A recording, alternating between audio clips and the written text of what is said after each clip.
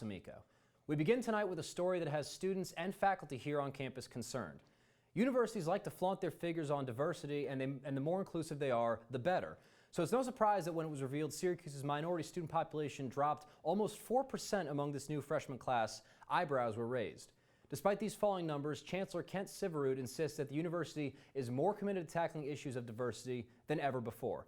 Talking Point's international correspondent and Posse scholar Elijah Shama is here to break down these new numbers and see if Syracuse is really becoming more inclusive. Elijah, thank you for joining us. Thanks for having me. So let's start, if we're looking at comparable schools to Syracuse, how do we stack up with diversity? Well, it's interesting because when you look at schools that are similar to Syracuse, most notably Boston University, we're a lot lower than them. If you look at College Factual, which ranks diversity, they're about number 243, and we're about number 353. So there's a big gap there. And if you go even further to say like NYU, they're one of the highest. They're ranked 106 in the country among national universities for diversity.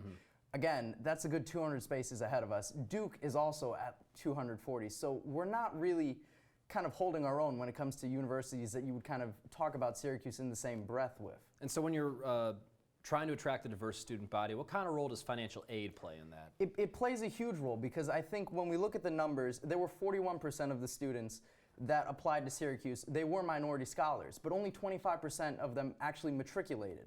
And that's a big number. That means that about 20% of those students couldn't come, mostly probably because of financial reasons.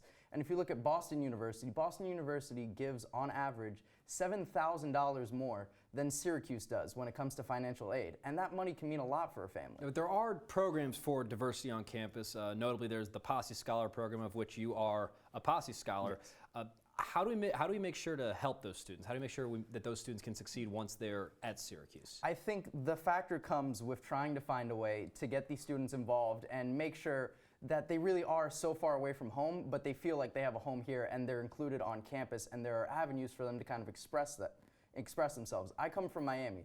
That's a good deal of a ways away from Syracuse, and trying to find ways to kind of not only feel at home here, but find a way that I can really make a difference on campus is something that I think needs to happen generally when it comes to our minority population. And so when you're talking about diversity on the Syracuse campus, naturally you're going to think of the general body protests from a few years ago, which started with a rally for diversity on the quad. Yeah.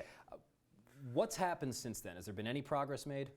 Well, we've really seen the general body movement kind of fade away and kind of enter obscurity. A lot of those students graduated, and a lot of them actually got the stuff they wanted to achieve done. And I really think diversity has improved at Syracuse. I think the problem that we're seeing is that we took a couple steps back this last year, and a lot of people are concerned that the rate isn't fast enough. But it is improving, and a lot of these concerns are being answered. They've implemented tutoring for low-income scholars. They're increasing the Posse program, or they're maintaining Miami after having cut Atlanta and LA. So they're trying to keep a little bit of a bulwark there, and it's just yet to see whether it's going to be enough. Right. Elijah, thank you very much for joining us. Coming up on the other side of the break,